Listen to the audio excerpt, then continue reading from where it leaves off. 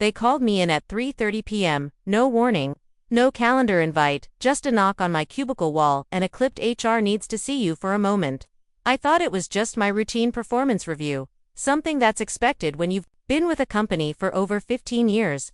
It was a Tuesday, and I wore the same navy suit I'd worn on the first day I got promoted to senior operations manager. It had been a decade, and even though I wasn't the youngest anymore, I still walked in with the confidence that comes from years of putting in the work.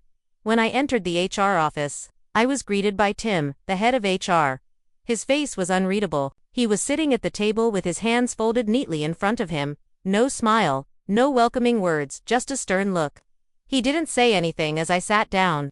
Instead, he slid a folder across the table to me. Across from him sat Sarah, the new HR associate. She looked at the folder, not making eye contact with me. "Grace," Tim began, his voice cold and calculated. "This isn't easy. The company is going through some serious restructuring, and your position, it's no longer sustainable." I waited for the punchline. A joke, something, anything, that would break the tension. But there was nothing. He didn't even look at me as he continued. "We're cutting back on several departments, and your benefits package, well, it's just too expensive to maintain.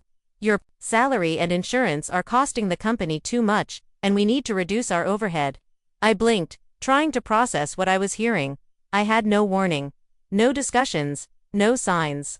Just a corporate decision made at the highest level. Tim didn't look at me to gauge my reaction.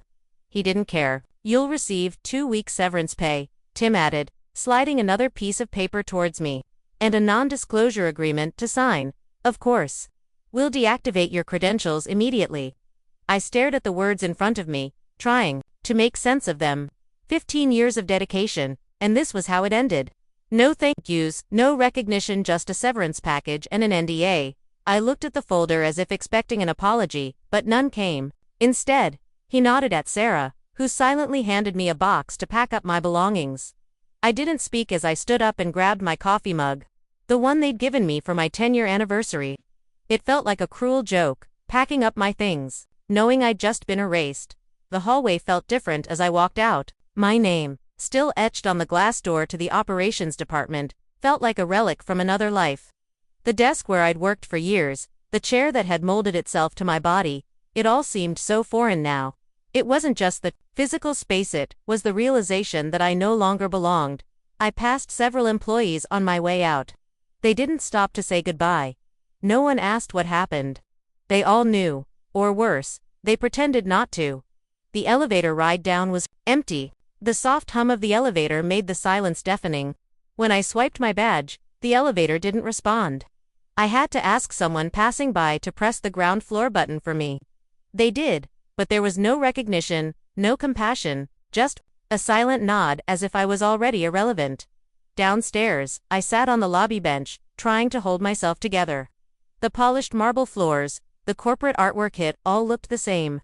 But now, everything felt warped, detached, like I was looking at it through a foggy window. That's when I saw it, a printed email tucked under the stack of papers in my box. It wasn't addressed to me, but as I unfolded it, the header caught my eye. It was a message from the CEO's office, addressed to Tim, the HR head. "Get rid of Grace before this escalates," it said. "Her compliance issues could be a liability." I stared at the screen in disbelief. I wasn't fired because of my insurance package. I wasn't fired because of budget cuts. I was fired because I'd seen something they didn't want exposed. They thought they'd erased me, but they hadn't. They missed this email, the one piece of evidence that proved their real motive. I folded the email, tucked it into my pocket, and walked out. As I stepped into the street, the cold air hit me like a slap in the face. I had no plan, no idea what I was going to do. But one thing was clear: I wasn't just fired, I was silenced. And I wasn't going to let that happen. I didn't sleep that night. Instead, I scrolled through my old emails, trying to find anything that would give me more clarity. The company had shut down my access, but I had backups, old, outdated, but still usable. As I went through the files, I found another thread, dated 6 weeks before my termination. The subject line was innocuous: "Policy update, reimbursement review." As I read through it, my heart sank. It was a proposal to reduce employee benefits without notifying the employees. They planned to quietly deny claims for services like physical therapy and mental health coverage. But the part that made my blood run cold was the comment from Tim. If we can cut 10% off our benefits payouts without triggering compliance flags, do it quickly, do it quietly? I sat there in shock, the weight of what I was reading settling in my chest. This wasn't a simple cost-cutting measure. This was fraud. It wasn't just about $720 a month. It was about exploiting employees, deceiving them into thinking they were covered when they weren't. It was about manipulation, about abusing power for corporate gain. And when I raised my voice, when I stood up for what was right, they fired me. Not because I was wrong, but because I was right. The next day I reached out to someone I trusted, Dana, an attorney who'd worked with the company years ago. She was known for her no-nonsense approach and her reputation for taking on the hardest cases. We'd crossed paths before, but this was different. This was bigger than both of us. When I told Dana what had happened, she listened carefully, her voice steady but sharp. "Grace, this isn't over," she said. "We're going to expose them. You've got the documents, and we're going to make sure this gets out." I met Dana the following afternoon at her office. It wasn't a high-rise building in the city, it was in a quiet corner of the legal district, in an old converted brownstone, the kind of place where you know things are serious.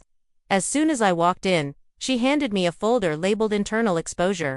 "We've been building this for years," she said, opening the folder. Inside were documents, emails, and reports from former employees, all confirming the same thing: OLM Solutions was operating like a machine, using fraudulent tactics to manipulate employees and cheat the system. By the time we were done reviewing the evidence, it was clear, OLM Solutions wasn't just breaking the law, they were using it to their advantage. And they had done so for years. "We need to go public," Dana said. "But we need to be smart about it. We take this to the press, but we need to gather more evidence. This isn't just about you, Grace. This is about every single person who has been wronged by that company." I nodded. "I'm ready." We spent the next few weeks gathering more documentation, connecting with former employees, and getting ready to expose OLM Solutions for what they truly were.